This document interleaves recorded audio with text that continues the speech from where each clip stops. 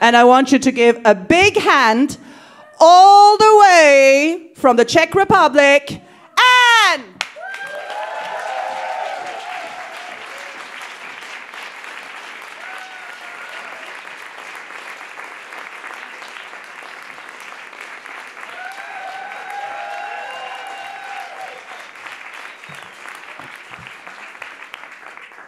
Is this a good height? Can you hear me and see me? Well, good, fantastic. I used to come to Vienna to date, and I experienced a little PTSD on the train on the way in. I'm really sorry it ended the way that it did. So I'm from Brno, which is only about 2 hours away by train, which is enough to panic. During the evenings, I'm a dazzling entertainer, but by day, I'm a medical editor.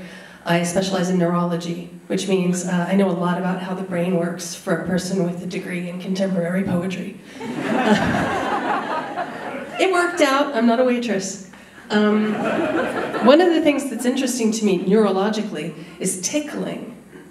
Tickling is an evolved response in primates. Like gorillas tickle each other, humans tickle each other. And some tickles are meant to annoy you, right? Like a bug crawling on your skin, and you, that tickle makes sense. But the tickles that make us giggle, like what's that for? Your man, Freud, thinks it's sexual. And if you were ever an awkward teenager, you know that tickling is like low-stakes foreplay. But some people, and this is like about a century old, this theory, some people think that the reason that we giggle tickle is it's a way for parents to teach their children to protect their space when it's invaded, right? Like you wouldn't go up to your kid and just poke them in the jugular, unless you're an asshole. But you tickle them, they giggle, so you're encouraged to continue. And in this way we teach children, when somebody comes up in your space, protect your neck, protect your crotch, protect your feet, right? So it's a thing that we do to protect ourselves. And tickling is, we're getting to the theme, tickling is a lot like lying. You can't tickle yourself. Well, okay, 2% of the population can tickle themselves. You can go practice at home, and then you'll know something. But you can lie to yourself all the time. Everybody lies to themselves. Like, you know that haircut that you think is flattering? That's not your friends lying to you. That's you lying to yourself. Your friends are telling you, that haircut looks really interesting. It's not flattering. Something like, I read this somewhere, that men and women lie equal amounts. And I'm not saying it's true, I'm saying I read it somewhere. That men and women lie equal amounts, but men lie to make themselves look better. And women lie to make other people feel better. And again, I'm not saying it's true, and I actually don't buy the gender binary, but I will say that 50% of you will walk out of here saying, well, I never lie to make myself look better. And 50% of you will say, of course you don't. I'm not saying who's who. Tickling is cross-cultural. All cultures have tickling. Lying is also cross-cultural. One lie that bothers me particularly, that is cross-cultural, is Santa Claus. I mean, we have different names for it, but the idea that we tell our children that a person comes into the house and leaves presents, and we think that's a good idea. And we expect the kids to believe us, and we expect the kids to figure out that it was a lie, right? We're teaching our kids, we're gonna lie to you. We think that's good. Like, it's when did you find out that Santa Claus wasn't true, right? 6. And this is the thing that we do. So why are we teaching children to look at us with distrust, with suspicion? Why would you do that? I think it might serve a purpose. To teach them to every story that a grown-up tells them, kind of go, huh? Except that, like, politics would indicate it's not working for everyone. I do think that lying serves a purpose. And I'm going to tell you a story to give you an example of a time that a lie served a purpose. Before I lived in the Czech Republic, I lived in California. But my mother's family, my mother's people, come from almost heaven, West Virginia. I don't know if you know where that is. This is a country, this is part of the country, it's mountains and moonshine and outhouses, which is a toilet that's outdoors and doesn't flush. And that's where her family comes from. And my mother's father died when she was just a little girl. And I grew up with a story of how one cold winter night, moonlight shining on the snow, my grandfather went out to the outhouse for a spell. And on the way back, he fell down because he'd been drinking. And nobody noticed he was missing because they'd been drinking. And he froze to death in the snow. Stay with me. So I grew up hearing this story that my mother told me. And my mother wanted me to hear that alcohol will kill you. But because I was a little girl and I didn't drink, what I understood was, if I go to the toilet and I've gone too long, I'll die. So I am the fastest peer in the whole world. Like, you don't know I'm gone, I'm back. I wash my hands. I don't pee on them, but I do wash my hands. But I've never done anything more than urinate in a public toilet because I don't have time for that shit. I could die. And it's like, with my friends, we're out in a pub and I need to go, and I'm like, going to the toilet, don't leave me.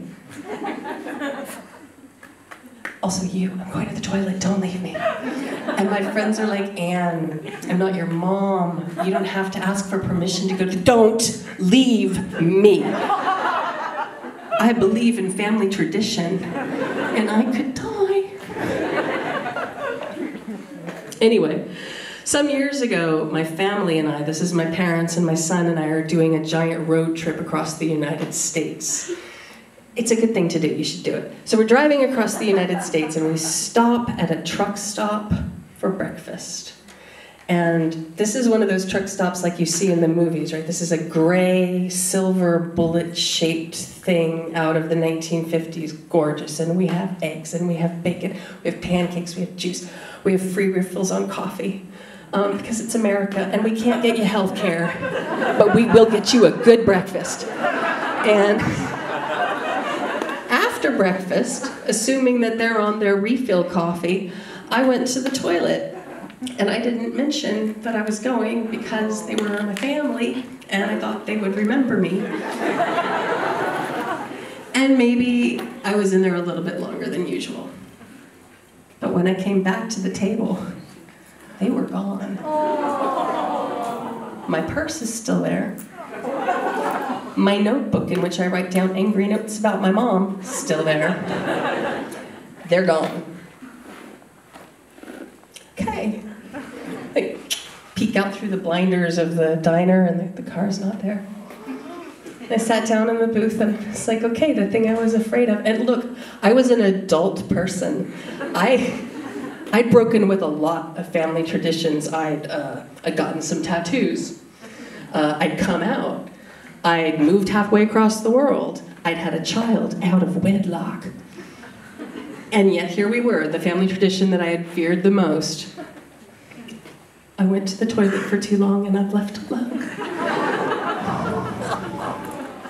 But then I thought, you know, okay, it's me. I am a brave individual. So this is my life now, right? I mean, they're gone. They have my suitcase. They have my son. Clearly, I'm gonna live out the rest of my days in a diner. I'm gonna grow my hair out so I can put it up in a bun. I'm gonna walk around with a coffee pot and call people honey. I'm gonna be like, can I warm you up, hun? Can I warm you up, hun? And you know, for all the times I'd been afraid of it, it wasn't really, I was kind of looking forward to it. Sounded like fun, working for tips. So I decided, here's what, they're gone, so I can go have a cigarette without anybody looking at me. So I'm gonna go out, I'm gonna have a cigarette, Then I'm going to go back inside and I'm going to ask Alice or Flo or whatever for a job. A little apron. It's going to be good. I walk out and I get my cigarette lit and I see the car backing up again. Because they did pay the bill. And they did leave the diner, and they did get into the car, and they did fasten their seatbelts, and they did back it up, and they did drive away, but they did also at some point notice awful quiet in the back seat. So they did come back for me eventually.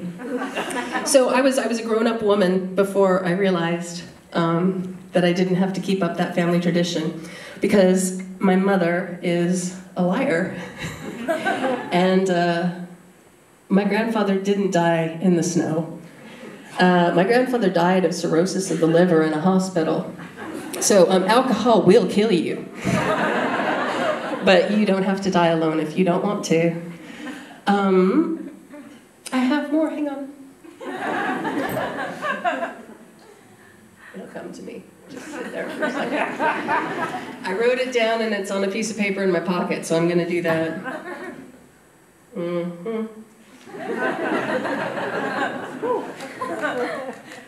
Wikipedia.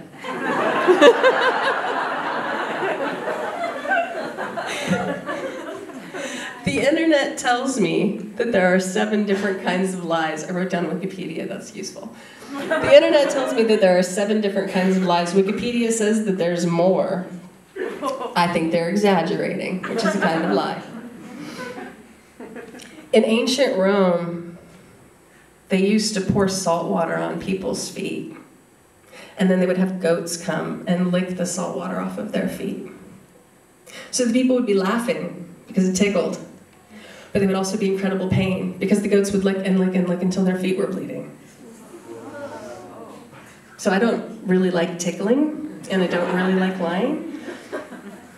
I think that this kind of torture, this is like somebody who says that they love you when they don't really mean it, which is a fabrication. This is when somebody breaks up with you and then keeps coming back every 3 or 4 months to fuck you, but they don't tell you that you're still broken up, which is a lie of omission. This is when somebody says, it's not you, it's me. And then they come back to process that feeling with you, which is restructuring or denial, depending on how bad of a liar they are. They are pouring salt water on your feet and watching you bleed.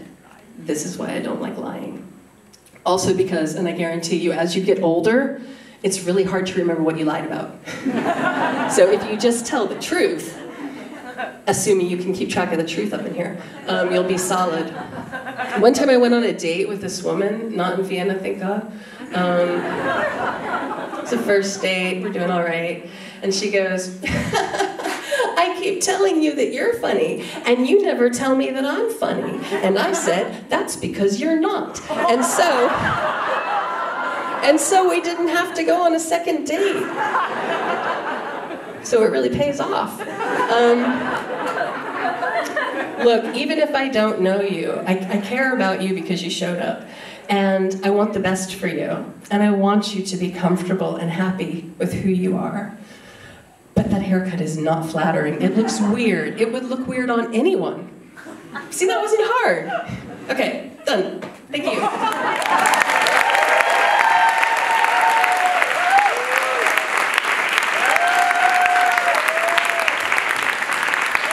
Großen Applaus für Ann Johnson!